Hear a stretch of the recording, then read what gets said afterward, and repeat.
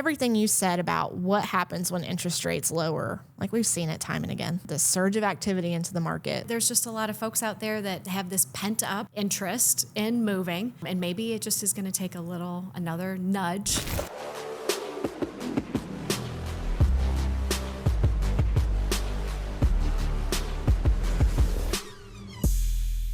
Hey everybody, welcome back to the Real Estate Show. I'm Tiffany Weber. I'm an attorney in North Carolina with Thomas & Weber, and today I'm joined by my fellow attorney, Layla Rogers. Welcome back. You're a popular guest on the show. People like your episodes. I'm glad you're here today. Oh, thank you. Always happy to be here. Now we're going to get into some real estate predictions for 2025. And this is my disclaimer of, these are our best guesses. Maybe not even our best guesses, but these are our guesses. And it's not financial advice. It's not legal advice. All of this could go up in smoke, and we'd be wrong about every single one. But based on what we know right now, these are our predictions for next year. Now, we'd kind of put together some separate thoughts, and I liked yours way better than mine. So we're going to start off with yours. Well, interest rate. Yeah. It's a hot topic. We had a slight reduction in rates here this fall, and I'm just really optimistic that we're going to see some more of that in 2025, because I think that would have a huge impact on the real estate market. Yeah. We would have buyers that were more comfortable entering into the market. We would have sellers who would be more comfortable walking away from their pandemic low interest rates. It's hard to do. It is. And, and I understand, those interest rates really, they were an anomaly. We'll never see rates like that again in our lifetime, I don't think. But I also think that there's just a lot of folks out there that have this pent up interest in moving. And maybe it just is going to take another nudge and reduction in that rate for people to get comfortable. Yeah. I also would expect, well, first off, since the rates dropped slightly in the fall, we have seen an increase in refinances.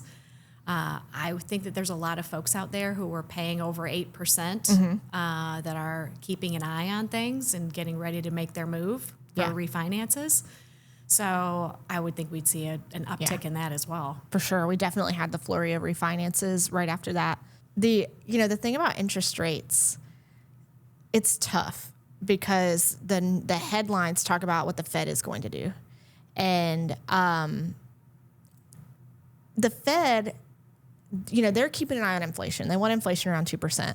And for them they've predicted or projected rate cuts. They have planned rate cuts provided inflation's doing what it needs to do. And I think there's a common misconception that what the Fed does directly affects mortgage rates. It does indirectly. The bond market has a lot to do with mortgage rates. And I'm saying a bunch of words that I maybe don't even completely understand. So the finance people, feel free to tear me up in the comments if I'm not getting this exactly right. I'm sure I'm not. But what I do know for sure is that the Fed rate is not the same as the mortgage rate. And what we saw in September is the Fed had a 50 basis point cut, but the mortgage rates did not follow exactly the same. And if you'll talk to the mortgage lenders, what they'll tell you is, that's because we priced it in advance in anticipation of what the Fed was going to do. And we were hoping that they would cut it even more. And then the mortgage rates would have come down even more. But that's not what happened. So we were kind of, we knew probably what they do as a minimum. So we're pricing the market accordingly. And that's a tough concept to understand. It's tough for me to wrap my brain around, because even though I like numbers, I'm not a finance person. I might be a math person. So just to conceptualize that, you hear on the news, rates are coming down, rates are going to come down, they're about to cut them, and then the Fed cuts the rates, and what do you mean the mortgage rate actually went up 0.01%? I thought it was supposed to drop dramatically. So it's everything you said about what happens when interest rates lower, like we've seen it time and again. It's the surge of activity into the market. And I think that has a little bit to do as well. This ties in a little bit to without talking politics, post-election activity, it is related.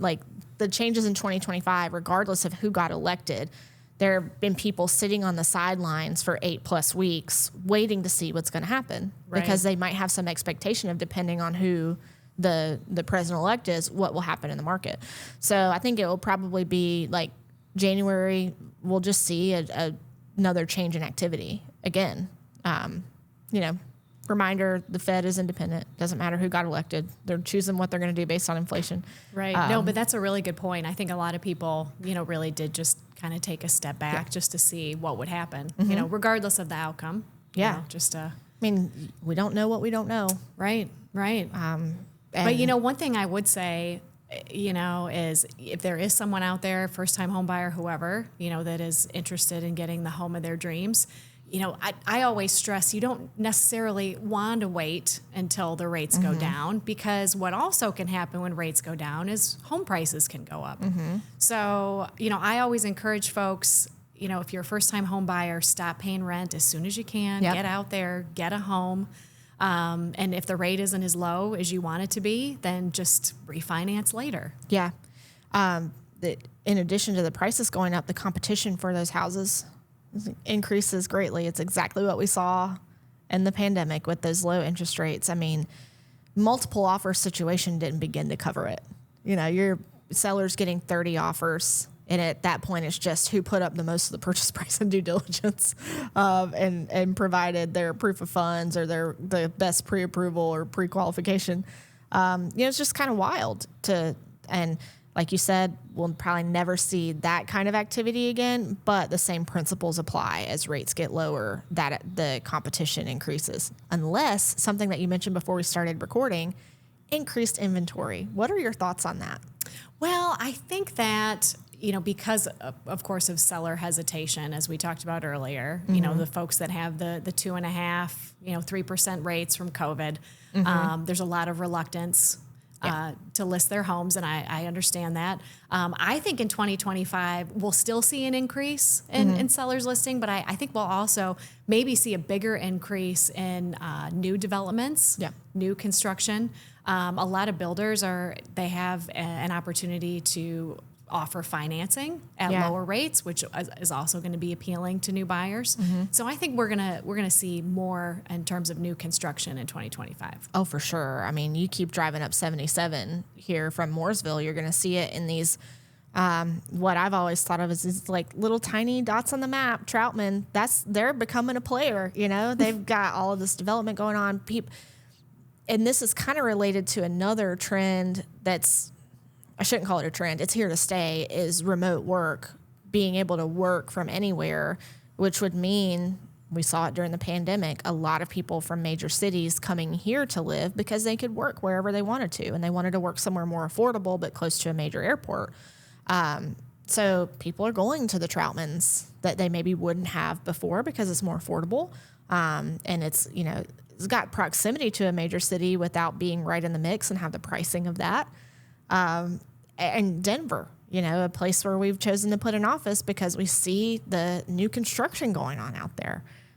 Just like, it's not slowing down unless the lumber prices go through the roof, which hopefully, I said this in another episode, hopefully the table I'm knocking on is wood. That's what I'm doing. Now, I wanted to talk a little bit about the NAR settlement.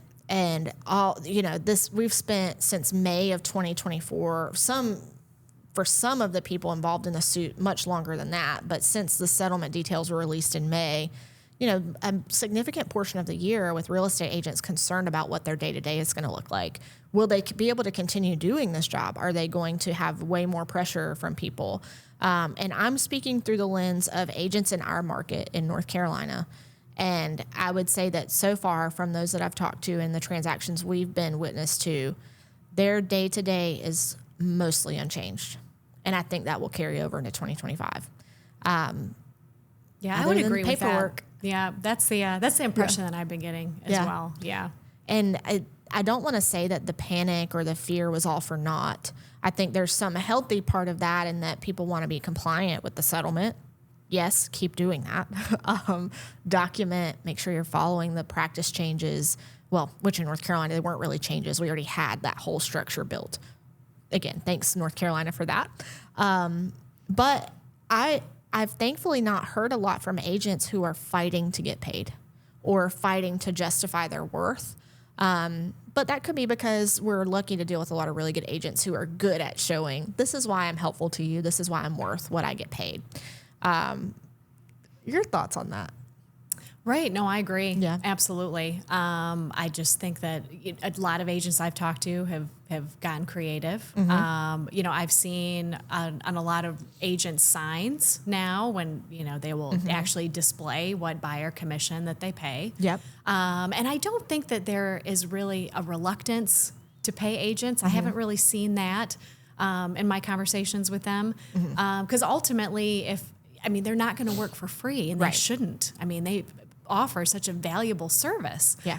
But a buyer already has so many major expenses in purchasing the property, to transfer the cost of their agent onto them as opposed to on the seller side. For many buyers, that could make buying a home unachievable. Yeah. So I think that, like you said, there hasn't been really a huge impact, really just more paperwork. Yeah. Oh, for sure. I think there is a major positive from this settlement is that it greatly limits or eliminates the ability for the bad actors in the world to refuse to show homes if they're not getting paid a certain percentage, or refuse to show homes where the seller's just saying they're not going to pay. That was already against the law and the rules of ethics in North Carolina. So again, not a change for us, but the reality is that yes, there were some people out there doing that, and they cannot do that anymore. So, that's not a bad thing, but the lack of transparency does become challenging because there might be buyers who don't want to look at a property if they're going to have to pay the agent, and that's their choice to make. We've had agents ask like, well, what if my client tells me that? Or what if I have a seller that's saying they're unequivocally not going to pay a buyer agent commission? And I think the role as a fiduciary is you explain the benefits and drawbacks to that. Like, the settlement didn't change capitalism. The market is the market. And, if there are buyers out there that are reluctant to see houses where there's no commission being offered, then you're going to get less showings. The thing is, it has to be buyer driven and not agent driven. And that's the whole thing, is that the agents don't get to unilaterally decide. We're lucky in our market where we didn't see a lot of that activity. And the people that were behaving that way weren't going to make it long in the business anyway. But now there's a formality to it that is just incredibly clear that activity or that type of behavior is not allowed. But, you got a lot more forms to go along with it. But like I said in our notes, such is life, right? What else do you think? Is there anything else on your mind about what we might see next year? Oh, gosh, if only I had a crystal ball. Same, right? Well, I don't really think prices are going to come down. Well, not in Charlotte. It really is market dependent. And I think here, Charlotte, Lake Norman area, it's, there's always a high demand. And so when there's a high demand, then prices aren't going to come down. Yeah. This is one of those things where I'm glad I paid attention in econ. Because otherwise, it's not something that you just intrinsically know. It makes sense when you think about it, but in our market, I don't see it becoming more affordable to buy a home, other than through programs intended to make housing more affordable. So, there are some builders who specifically build affordable housing. There are some incentives for first-time home buyers to make home buying more affordable to help with down payments. Those things still exist for now. But as far as just your everyday house in your normal neighborhood, no programs, no specific program or intention by the builder to make it under a certain threshold, like just normal market capitalism, all of that, I don't see it coming down here, just like you said. But yeah, unfortunately, not necessarily like a whole bunch of 2025 is going to be the best. It might be. I hope so. But I don't think we have enough information yet to know. But this, based on what we know now, I think we didn't say anything too out of pocket here. Well, with that, we've shared what we think is going to happen next year. Would love to hear feedback of what you guys think based on where you live and the types of things going on in your markets. But Layla, great having you on the show today. Thank you for joining us.